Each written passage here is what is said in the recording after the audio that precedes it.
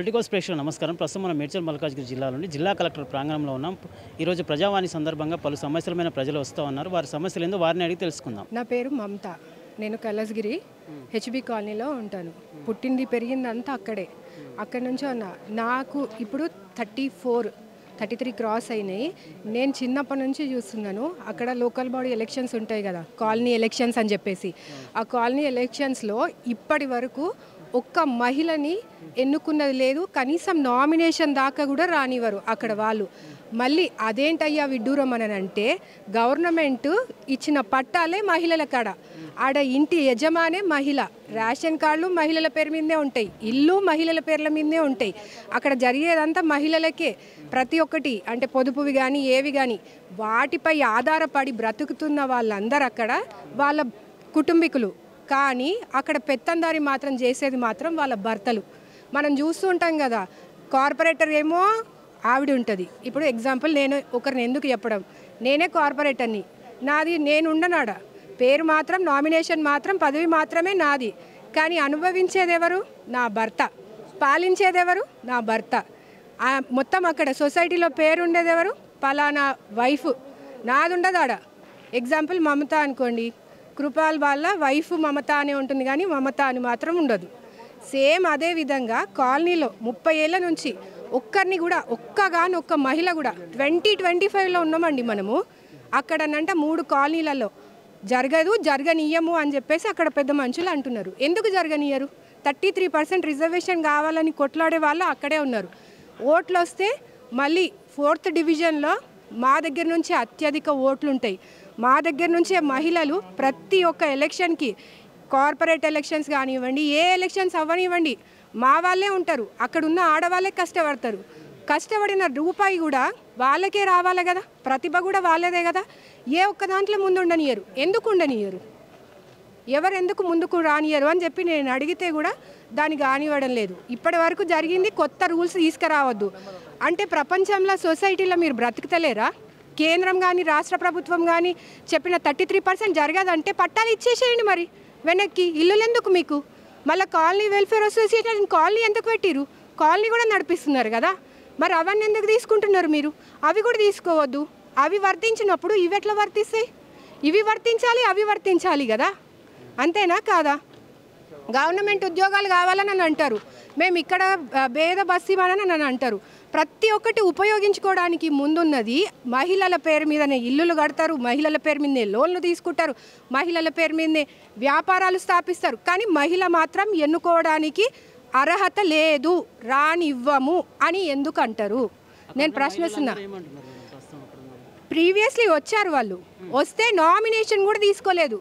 మీరు అక్కడ వెళ్ళి ఎవరినన్నా అడగండి, మీ మీడియానే చెప్తున్నా, నేను మీకు అడ్రస్ కూడా పిన్ చేస్తా. పర్సనల్గా వెళ్ళి చేస్తారుగా మీడియా, మీరు ఎట్లాగో జరుపుతారు కదా వెరిఫికేషన్, అక్కడ వెళ్ళి అడగండి ఇచ్చారా ఇవ్వలేదా అని చెప్పేసి. నామినేషన్ వేస్తే కూడా తీసుకోలేనంత దుస్థితిలో ఉన్నారు అక్కడ మైండ్ సెట్ వాళ్ళు. ఎందుకు ఇవ్వరు? మరి అన్ని పథకాలలో అన్నిట్లలో కూడా అంతే వెనక్కి ఉండొచ్చు కదా. ఇల్లులు కూడా వద్దని చెప్పి ఇచ్చేయచ్చు కదా, వాళ్ళ ఇల్లులు కావాలి కదా.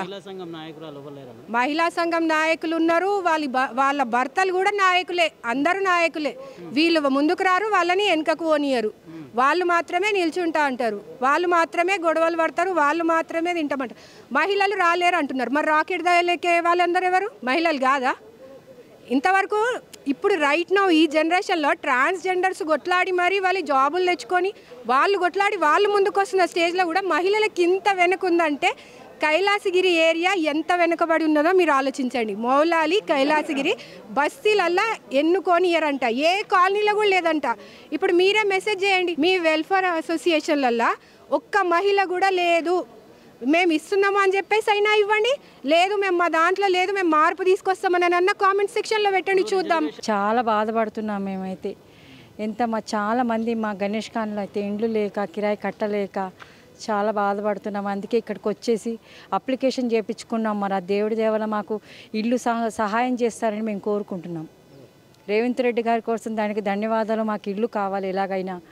ఇట్లా మేము అందుకే ఎంతో బాధపడుతున్నాం, ఇంటి కిరాయి కట్టుకోలేక. మనిషికి మాకు అందరికి ఇండ్లు వచ్చేటట్టు సహాయం చేయమని చెప్పండి. నాకు 7 సంవత్సరాల నుంచి పింఛన్ వస్తలేదు. కలెక్టర్ ఆఫీస్ నుంచి తిరుగుతున్నా, మా సీఎం కాడికి పోయి తిరుగుతున్నా, అక్కడ ఇచ్చిన పింఛన్ పేపర్ ఇక్కడ ఏడిచ్చినా కానీ పింఛన్ ఇంతవరకు వస్తా అంటారు. ఇంతవరకు ఎవ్వరు ఇస్తలేరు. సాధారణ అన్ని సర్టిఫికెట్లు ఉన్నాయి. ఇది సర్వర్ బంద్ చేశారు, గవర్నమెంట్ సర్వర్ బంద్ చేశారు, మేము ఏం చేయాలి అంటారు. ఎక్కడ పోయినా కానీ వాళ్ళు అట్లే అంటారు. అధికారులకు కూడా చెప్పినాం, చెప్తే వాళ్ళు ఏం పట్టించుకుంటలేరు. చేపించిన మండల ఆఫీసులో అప్లై చేసిన, మిసలో చేసిన, మా ఇంటికాడ గ్రామ పంచాయతీ మున్సిపల్ అందులో అప్లై చేసిన, ఇల్లు చేసినా వస్తలే.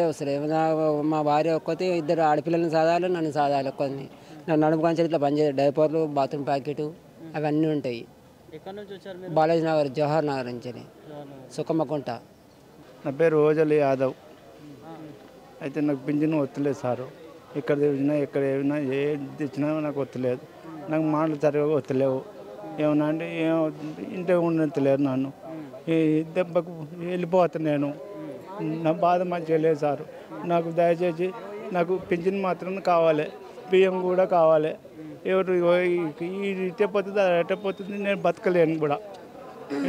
నాకు ఈ పింఛన్ కావాలి సార్, నీ దండం పెడతా. నా పేరు సతీష్. నాకు పడవస్తుంది పింఛన్ వస్తలేదు సార్. ఆఫీస్ అన్ని తిని ఇచ్చి ఇది అయిపోయాడు, తగ్గించిపోయాడు. పింఛన్ లేదు, బియ్యం వస్తుంది. దానికోసం వచ్చిన సార్, మాకు న్యాయం కావాలంతే. కలెక్టర్ ఇచ్చే వస్తుంది 2 నెలలు అని చెప్పింది. ఇక తిరగడానికి మాత్రం అవుతుంది సార్. నాకు నడవడానికి కాదు, ఇటు బస్సులు లేవు, ఏం లేవు సార్. చాలా ఇబ్బంది అవుతుంది. అంతే సార్ నాకు అభిమానం. జిల్లా నలుమూల నుంచి కూడా ప్రజలు ఈరోజు అధిక సంఖ్యలో ఇక్కడికి వస్తూ ఉన్నారు. చాలామంది కూడా పెన్షన్స్కు, అదేవిధంగా డబుల్ బెడ్రూమ్ ఇళ్ల కోసం, తర్వాత రావాల్సినటువంటి పెన్షన్ కూడా సకాలంలో రాకపోగా ఇబ్బందులు ఎదురవుతున్నాయని నేను చాలామంది కూడా తెలియజేస్తూ ఉన్నారు. చాలామంది కూడా డబుల్ బెడ్రూమ్ ఇళ్ల కోసం కూడా ఎన్ని రోజులుగా అప్లై చేసుకున్నా కూడా మాకు ఆ ఇల్లు రావట్లేదు, కిరాయిలు కట్టుకోలేకపోతున్నామని చెప్పి ప్రజలు ఆవేదన వ్యక్తం చేస్తూ ఉన్నారు. వీడియో జర్నలిస్ట్ వెంకటేష్తో రిపోర్టర్ శ్యాంప్రసాద్.